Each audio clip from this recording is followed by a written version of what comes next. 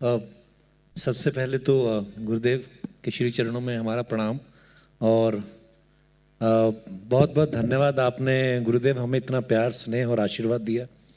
हम आपके सामने बैठने के काबिल नहीं, आपने हमें यहाँ पे बिठाया और इतने आनंदमय वातावरण में आके जहाँ सबके चेहरे पे मुस्कुराहट है, मुझे यही लग रहा है कि हम अपने घर में आ गए हैं। और इतना बड़ा घर, इतना बड़ा परिवार और सब मुस्कुरा रहे हैं और बहुत अच्छा लग रहा है गुरुदेव। आज मेरा पहली बार, मेरा और सुनील पाजी का, हम दोनों पहली बार ही आए हैं। और बहुत सुना था आर्ट ऑफ लिविंग के बारे में कि यहाँ पे सत्संग जो लोग जाते हैं वो फिर निकल नहीं पाते हैं उस वातावरण में से, तो आज देख भी लिया। और गुरुजी जितने प्यार से आप लोगों के प्रश्नों का उत्तर देते हैं और इतने प्यार से आप उनका समाधान बताते हैं कि मन करता है आपको सुनते जाएं। और मैं थोड़ा सा बता दूं गुरुदेव, आज हमारे अच्छा एक सुर में बताइएगा, आप लोग चाहते हैं गुरुदेव हमारे शो पे आए?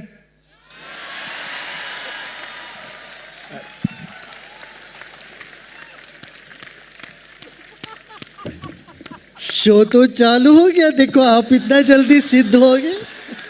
ओह, आपने चाहा तुरंत हो ही गया।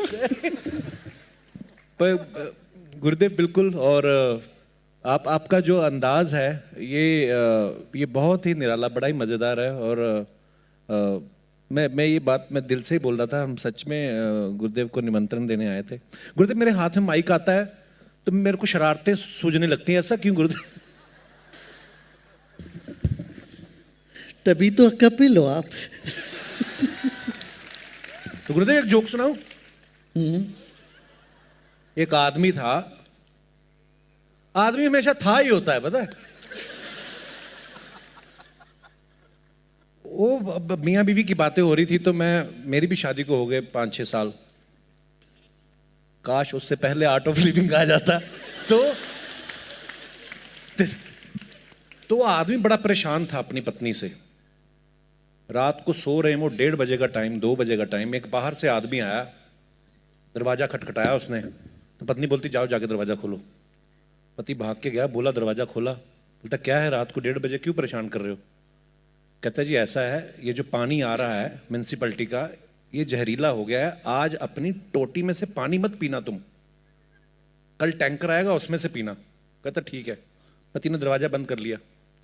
पत्नी कहती क्या हुआ जी, कौन था? कहता कुछ नहीं, तू आराम से पानी वानी पी, सो जा।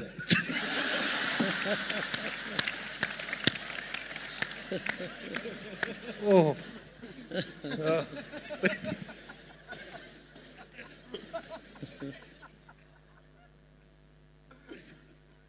Very good.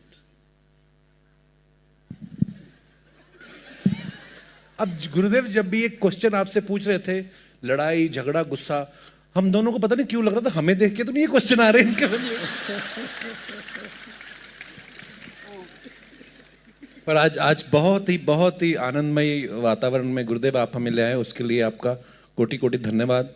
और जिस तरीके से आप लोगों को प्रेरणा दे रहे हैं और लोगों को जीना कैसे है ये उसका मार्गदर्शन कर रहे हैं, ये बहुत ही सराहनीय काम है गुरुदेव। और इसके लिए आपका जितना धन्यवाद करें, हम जितना धन्यवाद कहें उतना ही कम है। और सिर्फ हमारे देश में नहीं, पूरे विश्व में जो है लोग आर्ट ऑफ लिविंग के अनुयायी हैं, उनको फॉलो करते हैं और अपना जीवन सफल बना रहे हैं। तो हम बड़े सौभाग्यशाली हैं गुरुदेव कि हम आपसे मिल पा रहे हैं, हम आपसे बात कर पा रहे हैं, हम अपनी समस्या आपके सामने रख पा रहे हैं। सो ऐसे ही अपना आशीर्वाद बनाइए रखिए गुरुदेव। और बहुत बहुत धन्यवाद, हम आपसे बहुत प्यार करते हैं गुरुदेव।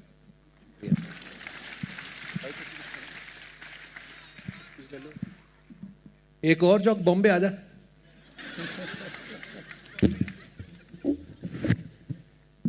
गुरुदेव गुरुदेव गुरुदेव, कपिल कपिल, सुनील सुनील।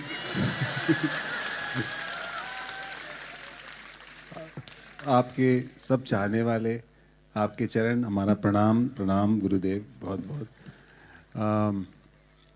बहुत अच्छा लग रहा है। और जैसा कपिल पाजी ने कहा कि हमारे लिए बहुत ही सौभाग्य की बात है कि आपके सानिध्य में इस तरह बैठे हैं और आप ये जो ज्ञान की वर्षा हो रही है और पता भी नहीं चलता, आप इतनी सहजता से इतने बड़ी बड़ी बातें कह जाते हैं और वो समझ में भी आ जाती हैं, कई बार बातें बड़ी होती हैं समझ में भी नहीं आती, पर आप इतने प्यार से और इतने आसानी से वो बातें बता देते हैं जो हमेशा साथ रहेंगी।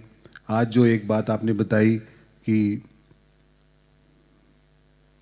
पत्नी को कह देना कि तुम बुद्धिमान हो, वो जीवन भर साथ रहेगी गुरुदेव। वो जब तक मैं इस धरती पे हूँ मेरे साथ रहेगी गुरुदेव। कोशिश करूंगा मैं अपने बच्चों को भी ये ज्ञान। हाँ जी क्या? और पाजी सिर्फ पत्नी के लिए नहीं, मुझे लगता है गुरुदेव, मैंने कहीं तो पढ़ा लिखा था कि कहते हैं अगर कोई आपसे बहस करे, किसी आदमी से बहस नहीं करनी चाहिए। अगर कोई कहे कि हाथी उड़ता है तो उल्टा उसको बोलो कि हाँ आज सुबह उड़ के हमारी खिड़की में भी बैठा था। पर जैसे सुनील पाजी ने कहा, गुरुदेव का जो एक सहज तरीका है, बात समझ आ जाती है। कॉन्वेंट वाले को कॉन्वेंट के अंदाज में पढ़ाते हैं, सरकारी स्कूल वाले को सरकारी स्कूल के हिसाब से समझा देते हैं, और अनपढ़ों को भी बात समझ में आ जाती है। पर गुरुदेव कोई एक सवाल था मेरा कि दो दोस्त जब बहुत प्यार होता है उसके बाद कई बार लड़ाई हो जाती है, और फिर कैसे वो 6 साल का गैप ना पड़े, ऐसा क्या करे लड़ाइयाँ? क्या 6 साल? 6 साल दोबारा मतलब ना गैप पड़े, या दोबारा लड़ाई हो जाए तो फिर जल्दी जल्दी सुलझ जाए। कैसे करना चाहिए? अरे भाई ये सब लड़ाई तो उसका अंग है, प्यार का अंग ही है।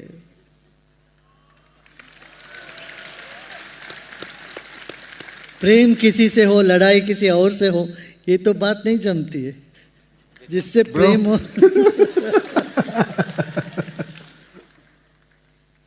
लड़ाई के लिए भी साथ रहना पड़ता है, प्रेम के लिए भी साथ रहना पड़ता है।